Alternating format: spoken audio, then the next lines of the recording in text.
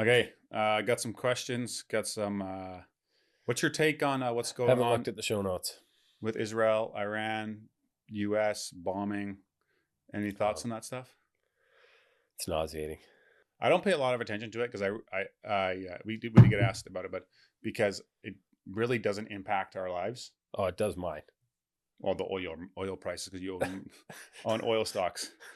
Yeah, it's really morbid, right? It's like you have this like the other night I showed up at a birthday party on Saturday night and like they said, "Oh, the U.S. just dropped bombs on Iran," and I said, "I feel this weird feeling right now where like my material wealth is attached to like what happens in the Middle East with oil producing countries." But I guess I just feel like I look at they're going to be very complicated, the history there, but there's a lot of people. I think people that are obviously Trump defenders would instantly say, "Hey, it's the greatest thing ever." Deal Not with this. a lot. Well, his party split because he actually ran on a platform of not getting involved in other conflicts.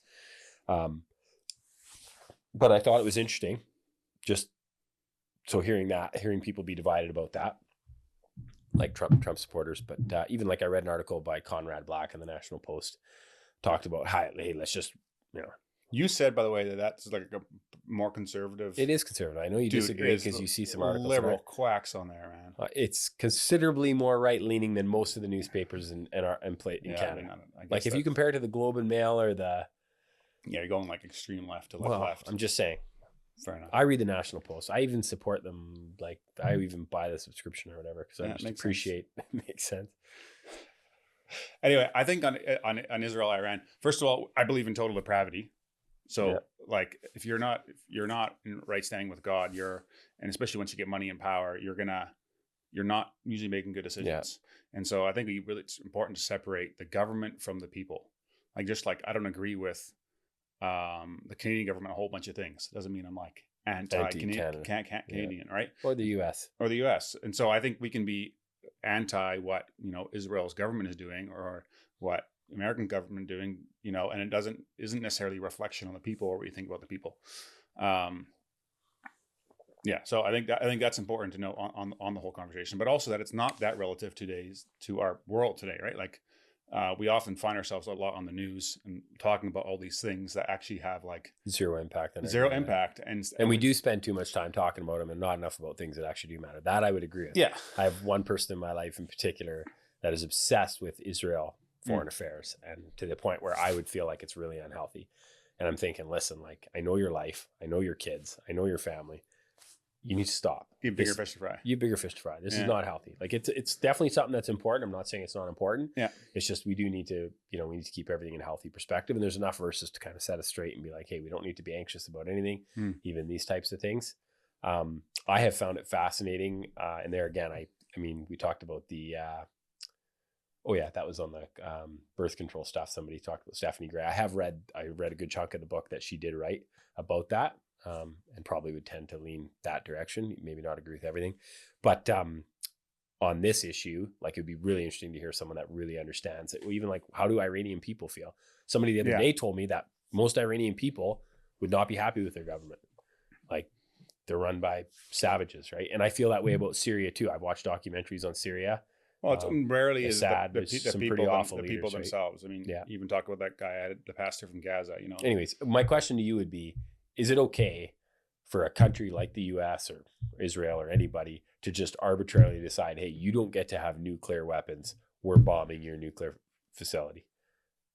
If they believe it's a big enough threat to them and if they think they're going to get hit first, then I would say, you can protect yourself.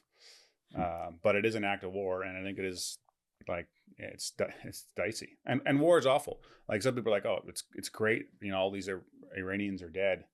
And I'm sure like the bad guys, it's one thing, but you're still taking a life. You're still taking like made in the image of God. Right? It's still killing. It's not how this world is designed to be. And especially talking to Trey and getting to know him more, and we talk about that on the podcast a little bit more, you realize that like, oh yeah, like war isn't as like amazing and glorious as the movies make it out to be. Like no, someone just lost their dad, someone just lost their son, someone just lost their mom. Like it's awful. Yeah. So beyond that, I don't have a ton of opinions on it, except for I was fairly upset last week or not upset. I was just like bothered by the fact that it seemed like Trump was going against what he ran on, which was that he wanted to stop the endless wars, which seems like are driven by the military industrial complex of just, money and driving the economy.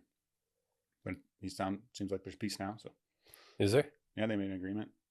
Was it kept? Yeah. Well, it was kind of funny.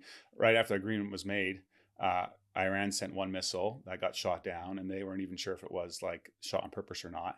And Israel just like hit him so hard, like an hour after the ceasefire agreement came into place. Okay, because I seen a Babylonian Bee article that said 36 20, minutes. Yeah, 26 minutes of peace. But so after that happened, it's been nothing since. So okay, yeah, it is pretty crazy. It's just also, I mean, I think we don't appreciate enough in North America. Like, we just do not appreciate that we don't have conflict here all the time. You think of all the countries, and even like we have friends that are missionaries in the Middle East somewhere, and one of the the ladies come home with her kids, and it's like, hey, like these people are literally fleeing for their lives. Husbands staying there in the zone to care for people, and it's like, here we are in North America. I mean, we're making borderline light of it. It's like, oh, some people are literally wondering every day if they're getting blown up, right? And it's just the idea of that. I think we probably need to go back more into the history books to realize why we have peace. And I guess that's even the complexity of bombing Iran's nuclear facilities. I guess that would be the argument on the other side, where it'd be like, hey, this is not a stable country. It doesn't have great leadership. They have no moral compass. Why would they, that would be the argument for saying, hey, we should be involved in. Yeah. Okay, you put a note in here that says, when religion gets in the way of real... Hey guys, if you enjoy that episode and were blessed by it, would you be willing to support the show? That would help a lot in creating more content, improving the quality of the content, putting the production value, getting more guests on, and me being able to spend more time and energy towards it. So if you're interested in doing that, you can click up here and it'll take you to a support page. But you can also subscribe to the podcast by clicking over here and doing that. Thanks again for listening, and I'll catch you on the next one.